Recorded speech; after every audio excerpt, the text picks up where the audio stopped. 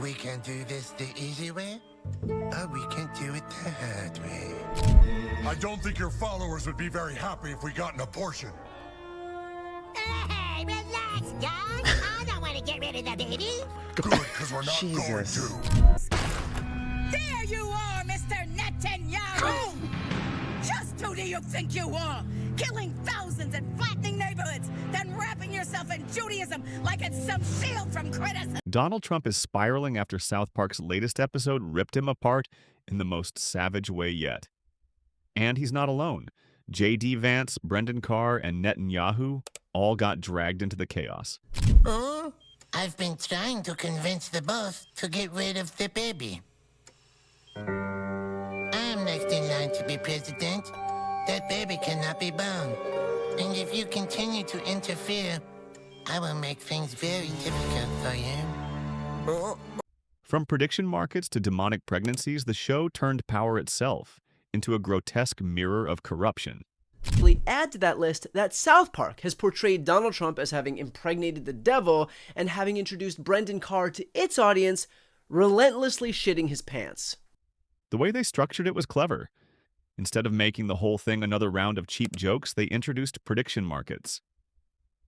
These apps let people gamble on everything, from whether the girls' soccer team wins a Friday match to whether the school lunch will include tater tots.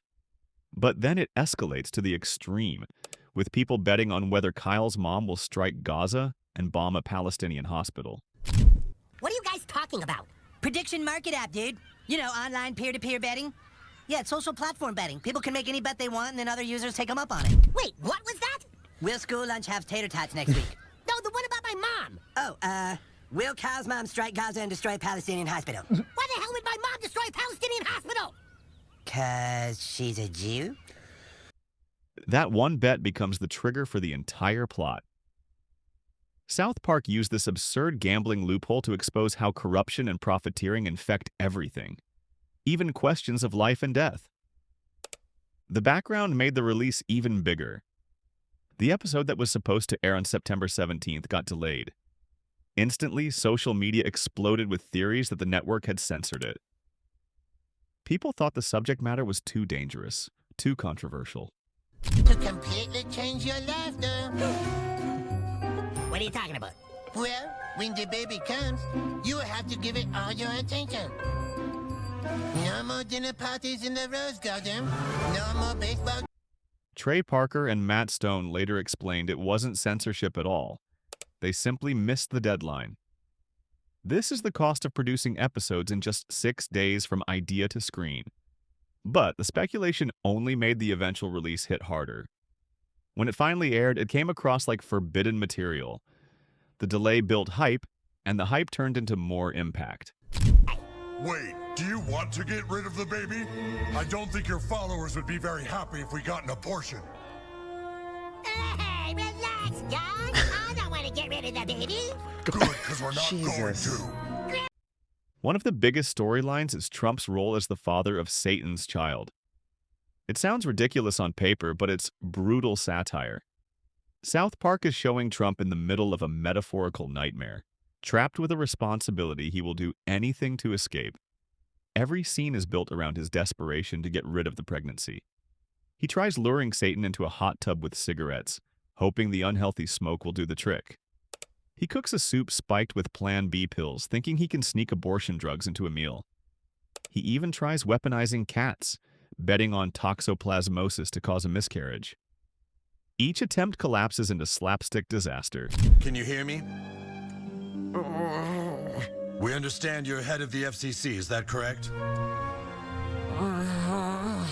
All right, well, I'm very sorry, but you do appear to have toxoplasmosis from exposure to cat feces.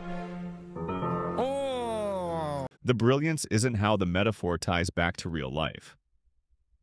Trump has always been allergic to responsibility. When things get tough, he blames others, sues, lies, or distracts. South Park amplified that tendency into full absurdity. He would literally poison food, shove Satan downstairs, or weaponize cat feces just to avoid being a parent. The comedy is extreme, but the message is clear.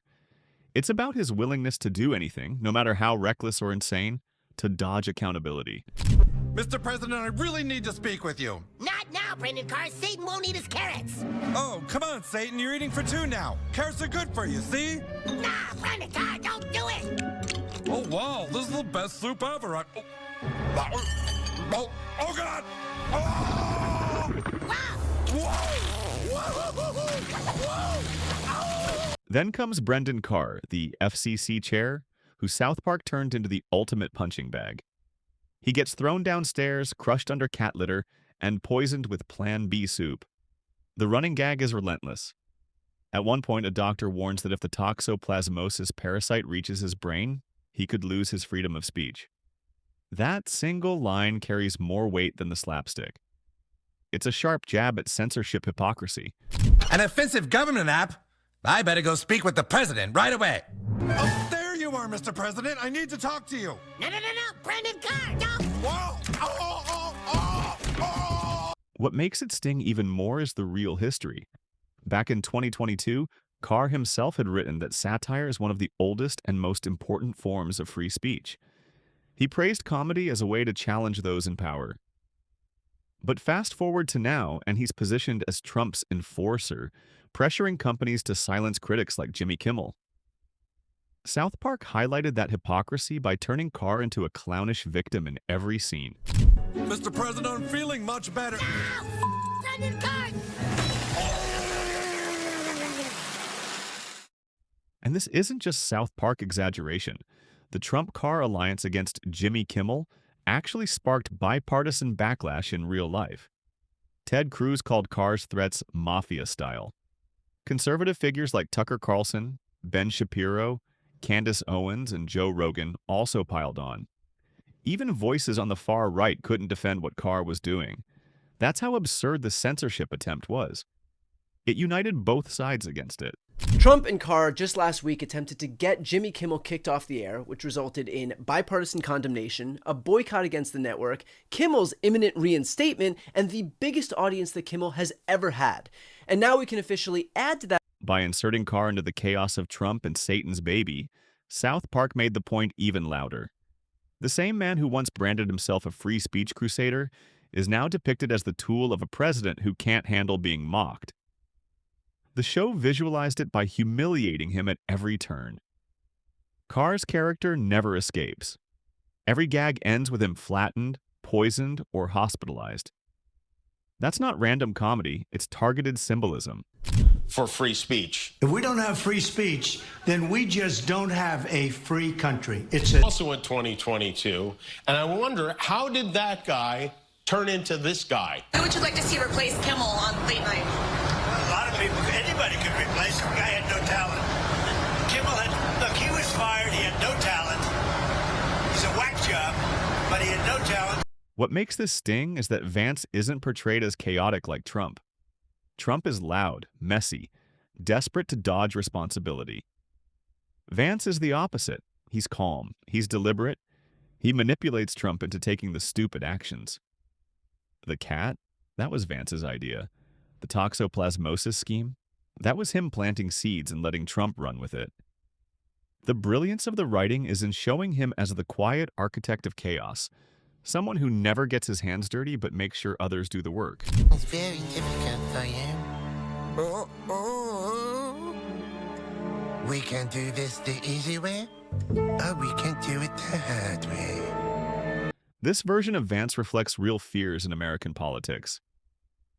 Analysts have been warning for months that Vance is positioning himself as Trump's true heir. He's riding the culture wars, packaging himself as the intellectual side of MAGA, and preparing for his own run at the presidency. The satire hits because it matches that reality. The head of the FCC be okay, Doctor? His bones are healing, so he may regain full range of motion. But if the toxoplasmosis parasite gets to his... Her breaking point comes when she storms into a room and confronts Benjamin Netanyahu face to face. The dialogue doesn't dance around anything. She says, "You're killing thousands, flattening neighborhoods, and wrapping yourself in Judaism like a shield." That line cuts straight to the core of the debate. It's the accusation that criticizing Netanyahu is always painted as anti-Semitic when the real cruelty is forcing everyday Jews into the crossfire. South Park turned that into a single furious monologue from a suburban mom, and it worked because it was raw and unfiltered. Think you are killing thousands and flattening neighborhoods, then wrapping yourself in Judaism like it's some shield from criticism. You're making life for Jews miserable and life for American Jews impossible. Oh, don't you roll your eyes at me, mister. You know what you're... The risk here was enormous. Talking about Netanyahu at all is enough to get people silenced. In the real world, critics lose jobs, get debanked, or are smeared as extremists. Trey and Matt went straight into it without blinking. They made the scene personal, almost domestic, which made it even more powerful. It wasn't a political analyst making the case. It was a mom yelling in frustration, saying what many are too scared to say. The final arc ties everything together. South Park stitched Trump's absurd baby plot and the corruption of gambling apps into a larger warning about free speech. Kimmel himself made sure that his audience knew exactly how hypocritical and anti-American Trump and Carr were. Brendan Carr, the chairman of the FCC, telling an American company, we can do this the easy way or the hard way, and that these companies can find ways to change. At its core, the message is that censorship under Trump's watch isn't just hypocritical, it's anti-American. He built his entire brand on being the loudest free speech warrior, the guy who says whatever he wants. But the second he gets mocked, he turns tyrant. He uses Brendan Carr and the FCC to pressure companies to silence comedians. He threatens Jimmy Kimmel.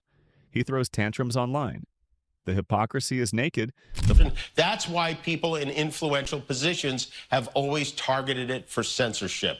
You know who wrote that? FCC Commissioner Brendan Carr, who later was appointed chairman of the FCC by this former crusader for free speech. If we don't have free speech, then we just don't have a free country. It's as simple as that. The fallout is already real. Jimmy Kimmel's ratings spiked to their biggest audience ever after Trump and Carr tried to silence him. ABC's $16 million settlement with Trump bought them nothing. Instead of peace, it bought them more attacks. Trump mocked them again, called them weak, and promised to bleed them dry for more. Even conservatives who usually defend him couldn't stomach this. The censorship attempt united both left and right in outrage. That's how extreme it was. Brendan Carr is the most embarrassing Carr Republicans have embraced since this one. And that's saying something. South Park's larger point is simple. Satire isn't just comedy. It's democracy's last line of defense. When politicians try to police jokes, that's when society tips into something darker. The mockery of Trump, Vance, Carr, and Netanyahu wasn't about laughs alone. It was a reminder that power must be ridiculed, because ridicule is resistance. When people are afraid to laugh, when comedians censor themselves, that's when you lose freedom. You literally build your brand as free speech crusaders and then immediately act like petty tyrants because you can't handle some jokes from comedians? You deserve the bipartisan scorn you're receiving. By the end of the episode, the message lands like a hammer. Mocking power isn't entertainment, it's survival. The circus of tiny penises, demonic pregnancies, and cat feces disguises a serious warning. Freedom of speech is fragile, and it's under attack. South Park is telling the audience that if you want to keep it, you'd better defend the right to laugh, even when the target is the most powerful man in the country,